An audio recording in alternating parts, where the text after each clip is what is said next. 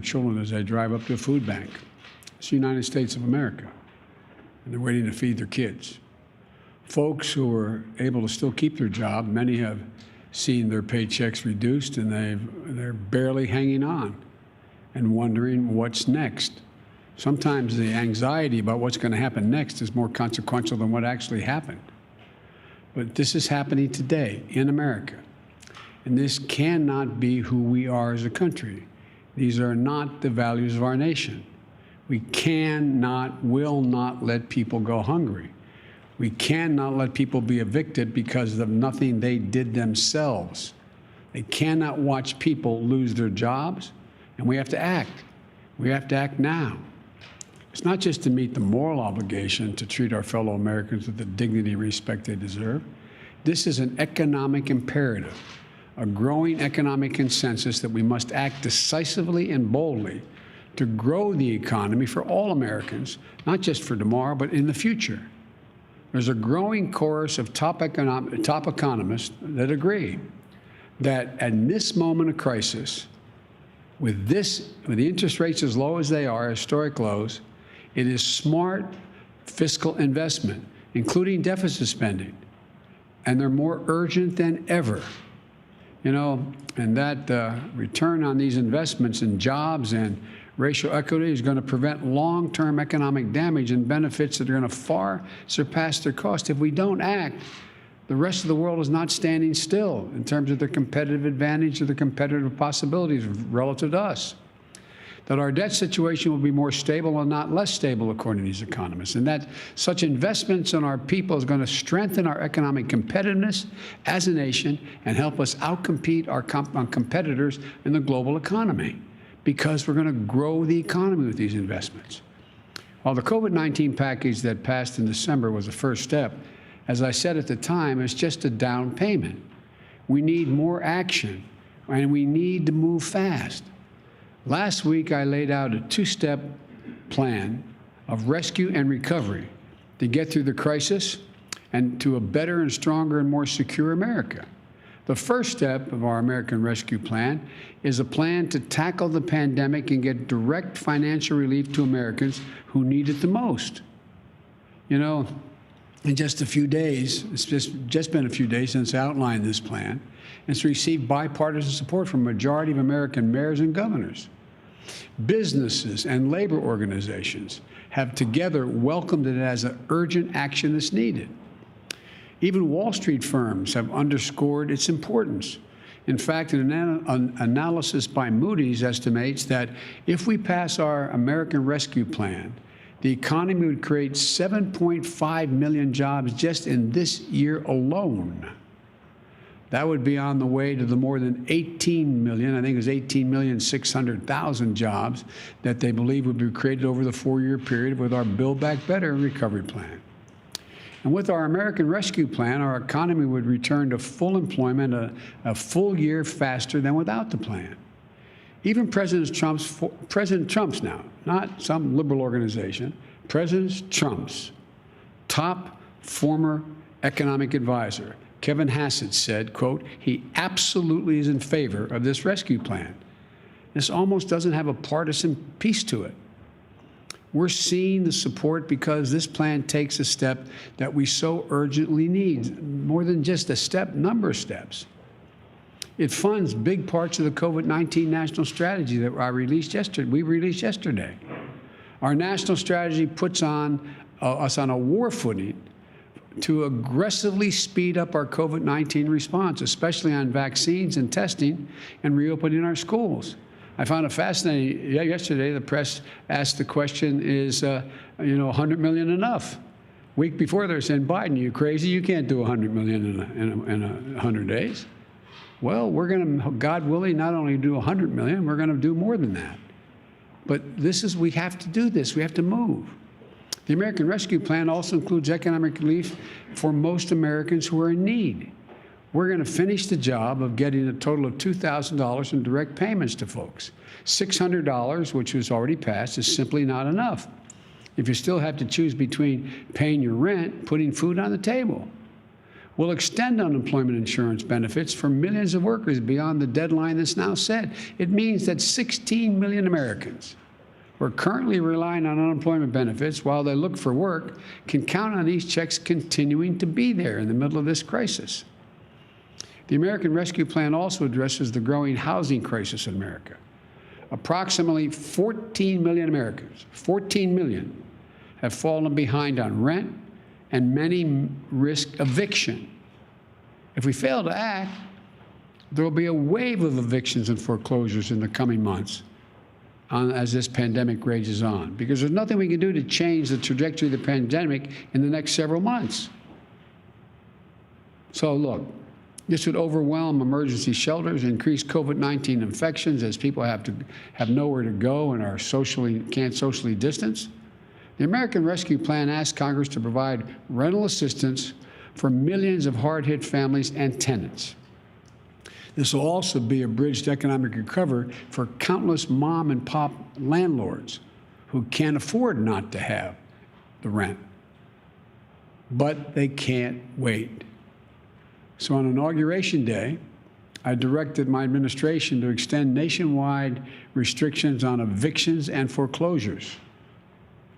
These crises are straining the budgets of states and cities and tribal communities that are forced to consider layoffs and service reductions among essential workers. Police officers, firefighters, first responders, nurses, they're all at the risk of losing their jobs.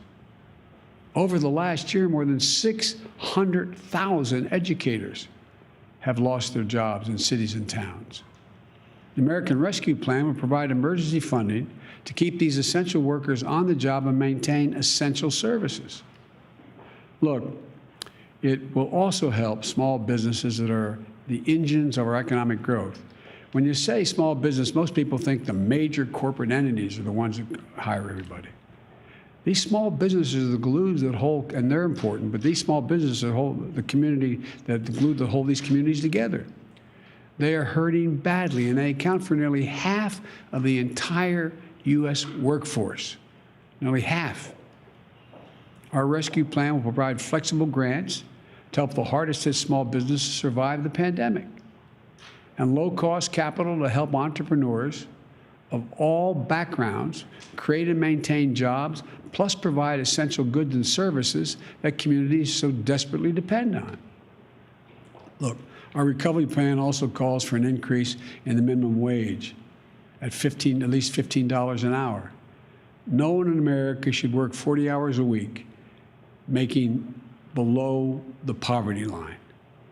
$15 gets people above the poverty line. We have so many millions of people working 40 hours a week, working, and some with 2 jobs, and they're still below the poverty line. Our plan includes access to affordable child care. That's going to enable parents, particularly women, to get back to work. Millions who are not working now because they don't have that care. All told, the American Rescue Plan would lift 12 million Americans out of poverty and cut child poverty in half. That's 5 million children lifted out of poverty. Our plan will reduce poverty in the Black community by 1/3 and reduce poverty in the Hispanic community by almost 40%.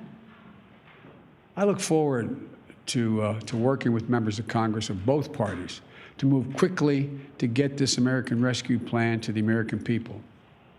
And then we can move with equal urgency and bipartisanship to the second step of our economic plan, to Build Back Better, the recovery plan. It's a plan that's going to make historic investments in infrastructure, manufacturing, innovation, research and development, and clean energy, and so much more that's going to create millions more jobs, good-paying jobs, not minimum wage jobs. Well, while we work with members of both parties in the Congress, there are steps that we can and must take right now. For example, on Inauguration Day, I directed my administration to pause student loan repayments for interest, the interest payments for Americans with federal student loans until at least September. So they're not going to have to pay till September. They still pay the bill as it stands now, but they will not accrue interest, and they don't have to begin to pay until September. And we may have to look beyond that, I might add. Today, I'm signing an executive order that directs the whole of government, a whole of government effort to help millions of Americans who are badly hurting. It requires all federal agencies to do what they can do to provide relief to families, small business, and communities. And in the days ahead, I expect agencies to act. Let me touch on 2 ways these actions can help change Americans' lives. We need to tackle the growing hunger crisis in America. 1 in 7 households in America, 1 in 7, more than 1 in 5 Black and Latino households in America, report they do not have enough food to eat. That includes nearly 30 million adults and as many as 12 million children. And again, they're in this situation through no fault of their own. It's unconscionable. The American Rescue Plan provides additional emergency food and nutrition assistance for tens of millions of children and families to address this crisis. But families literally can't wait another day. As a result of the executive order I'm going to shortly sign, the Department of Agriculture will consider taking immediate steps to make it easier for the hardest hit families to enroll and claim more generous benefits in the critical food and nutrition assistance area. This is going to help tens of millions of families, especially those who can't provide meals for their kids, who are learning remotely at home, are not receiving the regular meal plans that they have at school for breakfast or lunch. We also need to protect the health and safety of the American worker. Right now, approximately 40% of households in America have at least one member with a pre-existing condition. Just imagine, you're out of work through no fault of your own. You file for unemployment while you're looking for a job. You find one, and you get an offer. But then you find out there's a high risk of you getting infected with COVID-19 because of your condition. You and your loved ones have ever even greater risk of death and serious illness because of the pre-existing conditions. So you turn it down. Right now, if you did that, you could be denied unemployment insurance because you're offered a job, you didn't take it. It's wrong. No one should have to choose between their livelihoods and their own health or the health of their loved ones in the middle of a deadly pandemic. Because of the executive order I'm about to sign, I expect the Department of Labor to guarantee the right to refuse employment that will jeopardize your health, and if you do so, you'll still be able to qualify for the insurance. That's a judgment the Labor Department will make. Look, there are just 2 consequential ways that the action I'm taking today will help people in need. Another way to help approximately 2 million veterans maintain their financial footing by pausing federal collections on overpayments and debts. Another makes sure that federal contractors are receiving taxpayers' dollars, provide their workers with the pay and benefits they deserve. These are places where federal tax dollars are administered, are being made available to build things from ships to staircases. And the federal government lets the contract, and we're going to make sure that they buy American and are made in America. And here's another. Right now, there are up to 8 million people that are eligible for direct payments from the CARES Act and a relief bill passed in December. They're entitled to those payments, but there's not an easy way for those folks to access them. So we're making it a priority today to fix that problem and get them relief they're entitled to. Look, I'm going to close and summarize this way. A lot of America is hurting. The virus is surging. We're 400,000 dead, expected to reach well over 600,000. Families are going hungry. People are at risk of being evicted. Job losses are mounting again. We need to act. No matter how you look at it, we need to act. If we act now, our economy will be stronger in both the short and long run. That's what economists left, right, and center are telling us.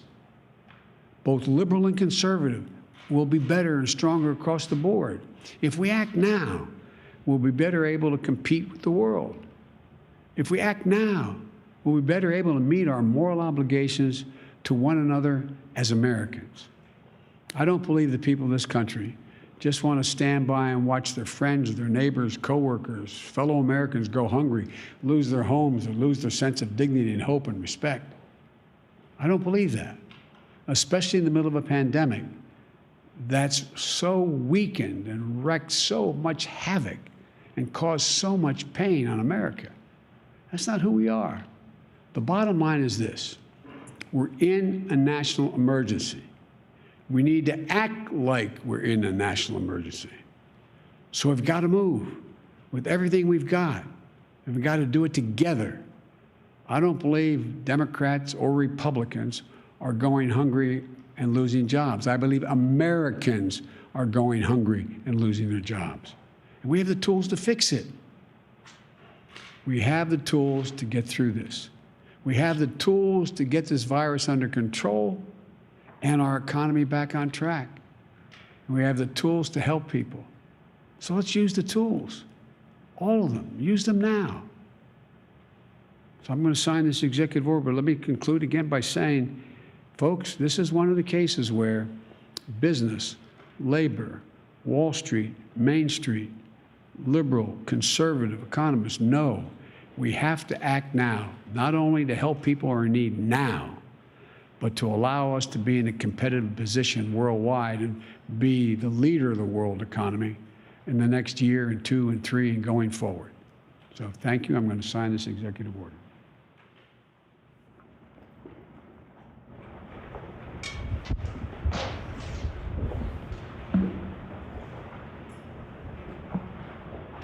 The first one is the economic relief related to COVID-19 pandemic that I referenced.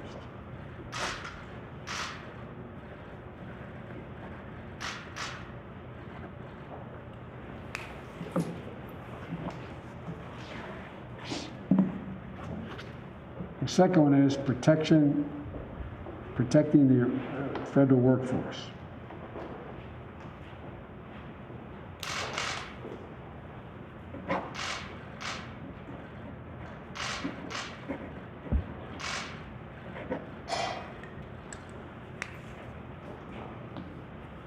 Thank you very much. Mr. President, do you support Mitch McConnell's timeline for a February impeachment trial? I haven't heard the detail of it, but I do think that having some time to get our administration up and running, I want to thank the Senate for passing out our Secretary of Defense. Looks like our Secretary of Treasury. Looks like our Secretary of State's in place. So the more time we have to get up and running and meet these crises, the better. Thank you. And we've been watching President Biden signing executive orders addressing the economy and discussing the large stimulus package he wants Congress to pass, saying that now is the time to act boldly and decisively. For more on this, I want to bring in Caitlin Huey-Burns and Joe Minarick. Caitlin is our CBSN political reporter, and Joe is the Senior Vice President and Director of Research at the Committee for Economic Development. He also was the chief economist of the Office of Management and Budget during the Clinton administration. Welcome to both of you. Caitlin, let me start with you. Can you break down for us what was included in those executive orders that President Biden just signed? That's right. Well, he said right now a lot of America is hurting. Families are going hungry. Job losses are mounting again. We need to act. We are in a state of national emergency. So reiterating that COVID is still front and center for this administration, and today they are addressing some of the economic impacts. Now, they've already introduced a COVID comprehensive legislative package, but they're trying to kind of hit the ground running with executive orders to address economic concerns right now. So some of those that he signed today include expanding access to food stamps, expanding food assistance. Food insecurity during this pandemic has been a monumental issue.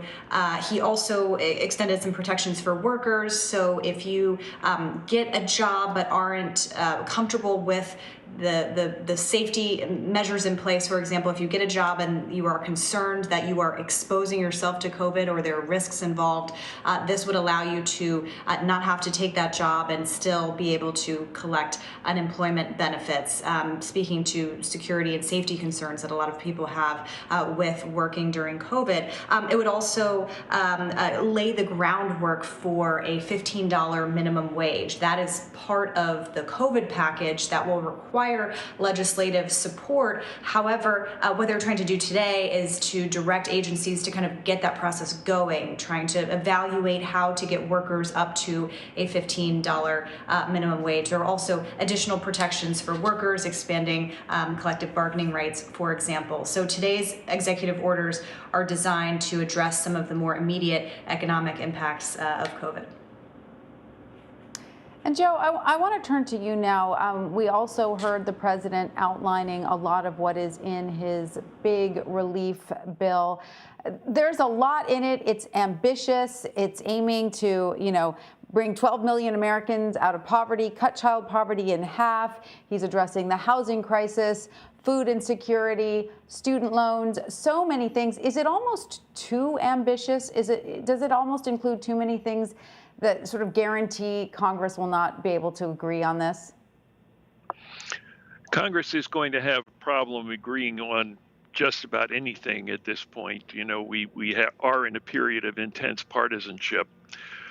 There are some items in that package that will be of difficulty for Republicans to swallow.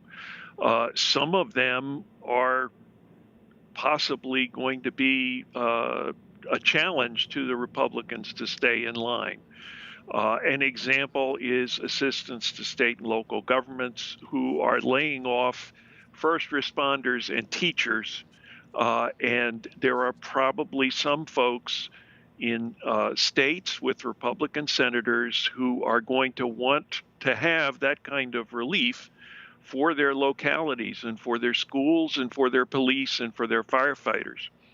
So one of the things that has protected the Republican side of the Senate up until this point has been their majority status and the ability of their majority leader to keep those bills from coming to a vote.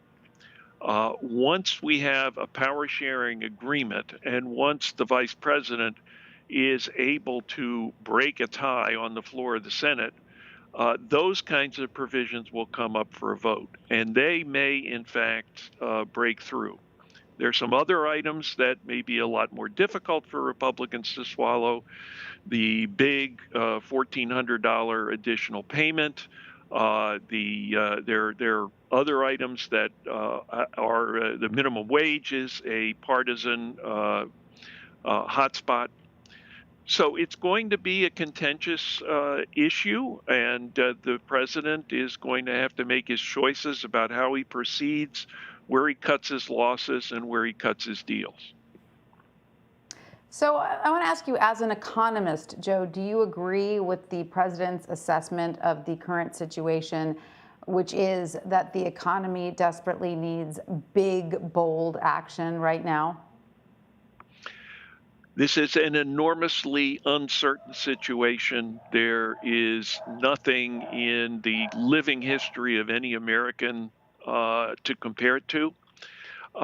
One of the issues that we have to deal with here is all of the business failures, mostly small businesses, mostly relatively low volume businesses, but we have businesses that held loans, had obligations to pay, and they weren't able to pay those obligations, and they had to close their doors.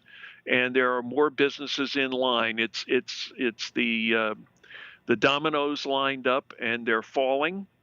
And what the president is saying he has to do is to catch those dominoes before they continue to go to the point where they're all going down. Those kinds of business failures affect not just the people who work in those businesses, but also the people to whom those businesses owe money, including banks, including landlords. And the president is trying to find a way to stop that process such that when the economy recovers, when we have a solution to the pandemic, there will be businesses for workers to return to, and there'll be places for customers to go to get economic activity moving again. And so does that mean, as an economist, you think his plan is on the right track? The premise that the president has stated and others on the economic team have stated that there is more risk in going too low than in going too high in a stimulus package, I believe would be accepted by most economists. The president seems to be suggesting there's unanimity. We don't have unanimity among economists on just about anything, but a majority of economists would say if you spend too much in trying to get this very shaky economy stable, if the worst thing that happens is we get a little bit of inflation going, we know how to solve that problem. If instead we have massive business failures and weakness in financial institutions, that's something that would be much harder to fix. So it's a risky situation. The president is probably taking the less risky, but nonetheless still risky path out of where we are. Thank you. I found that answer very, very informative. And Caitlin, how do today's executive orders that we just saw the president sign fit into his administration's larger plan? How does he break down what he can accomplish as an executive order and what he needs congressional approval to do? Well, that's exactly the point of these executive orders, as a way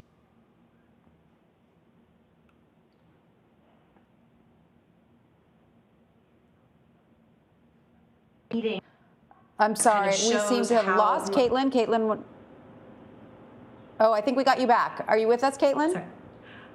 Hi, yes, I'm sorry, Tanya. But basically what today's executive orders do is show what the president can do without the help of Congress, but it really does, the president really does need Congress to approve a lot of what he wants to accomplish. And that's why that COVID package is so important, because Congress will control funding, vaccine distribution, and a lot of the things that they want to get done.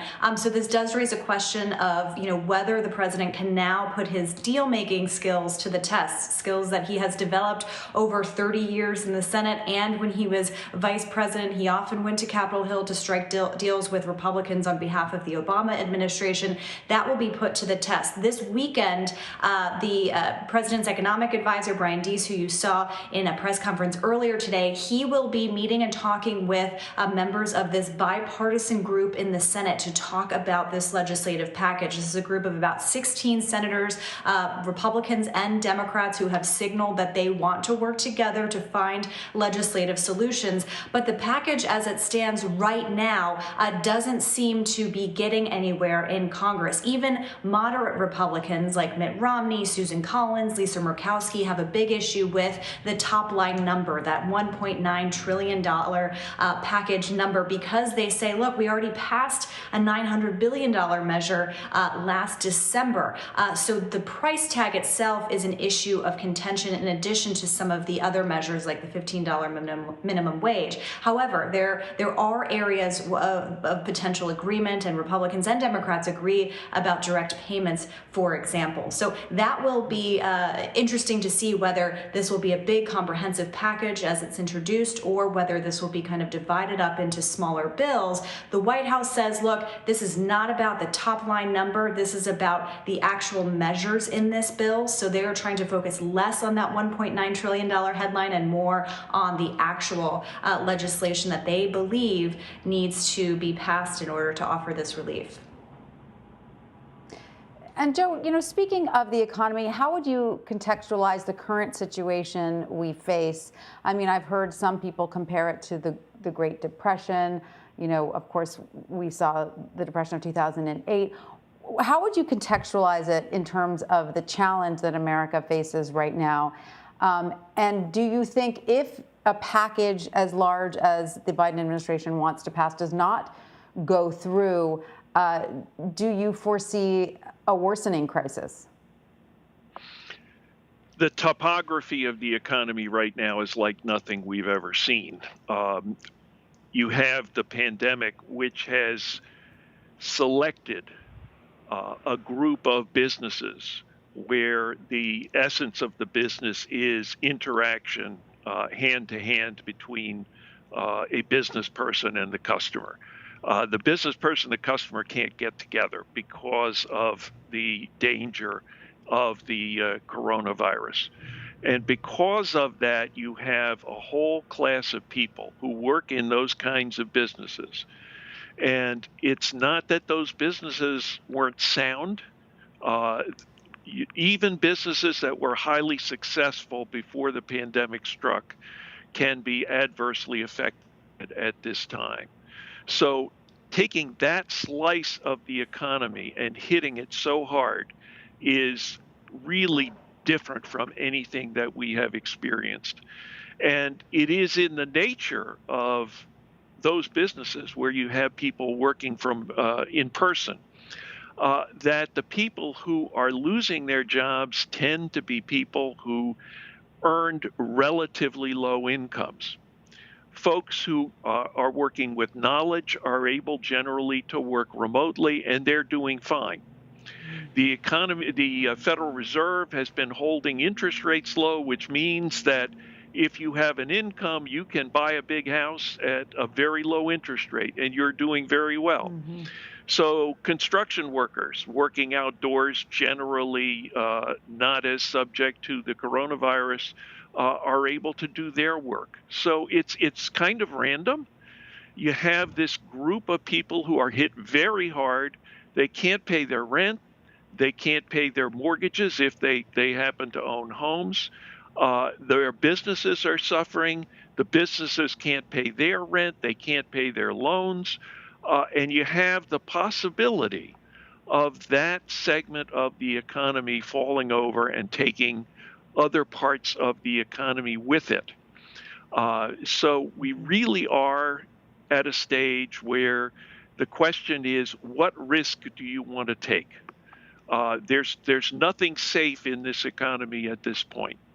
And what the president is trying to do, at the risk of a substantial increase in federal spending and therefore a substantial increase in the deficit and the accumulated debt, of trying to ensure that at the very least we do not have a collapsing of important segments of the economy. So he's making that choice. Mm-hmm. I think most economists, not all, but most economists would go along with him in that.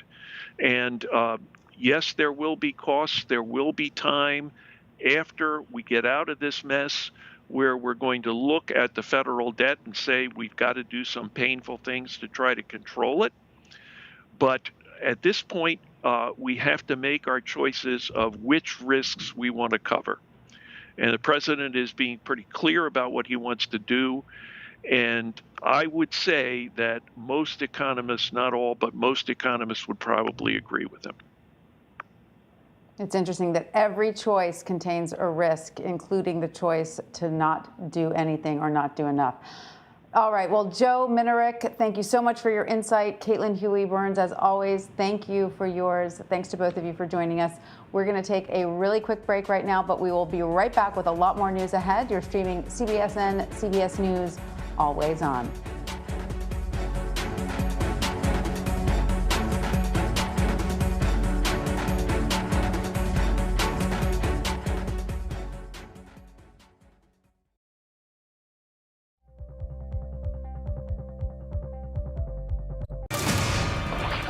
This could be the worst that you've ever seen. Fires are going to get worse, and hurricanes are going to get worse, and they already are. Firefighters